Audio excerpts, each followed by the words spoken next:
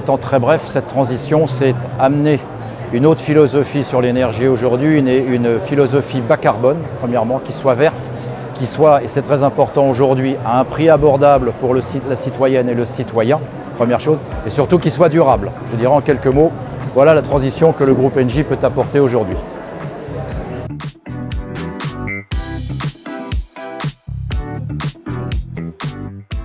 Aujourd'hui, vous avez pu le constater, les prix de l'énergie, que ce soit en électricité ou en gaz, sont en train de s'envoler, puisqu'on a un rapport pratiquement de 5 à 10 par endroit par rapport au prix de l'énergie en 2020, avant la crise Covid. Donc la rupture que le groupe Engie propose d'amener, c'est effectivement sur 3 axes. Ce sont les infrastructures, les réseaux de chaleur, les réseaux de froid, les réseaux de mobilité, les réseaux hydrogène par exemple, donc c'est d'infrastructures bas carbone.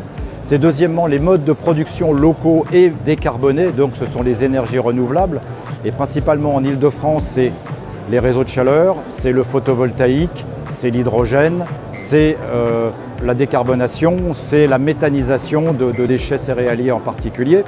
Et la troisième voie, telle que l'ont dit les présidents des grands groupes énergétiques ce week-end, c'est la sobriété.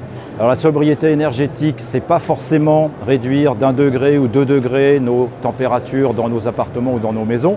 On sait que quand on baisse la température d'1 degré, en général, on a une baisse de la facture de 7%, ce qui est avéré. Mais c'est également surtout l'efficacité énergétique des bâtiments et donc pouvoir isoler nos bâtiments, construire mieux avec des matériaux qui soient, eux, pareil, issus de l'économie circulaire et renouvelable.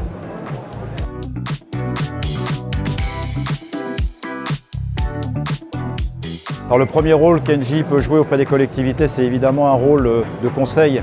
Le deuxième rôle qu'on peut amener auprès de la collectivité, c'est un rôle de partenaire, c'est-à-dire qu'on va s'engager auprès de la collectivité dans la durée pour l'accompagner dans sa transition énergétique, dans l'élaboration de ses projets de transition énergétique. Un des exemples les plus significatifs, par exemple, c'est la participation dans une SAS de production géothermale.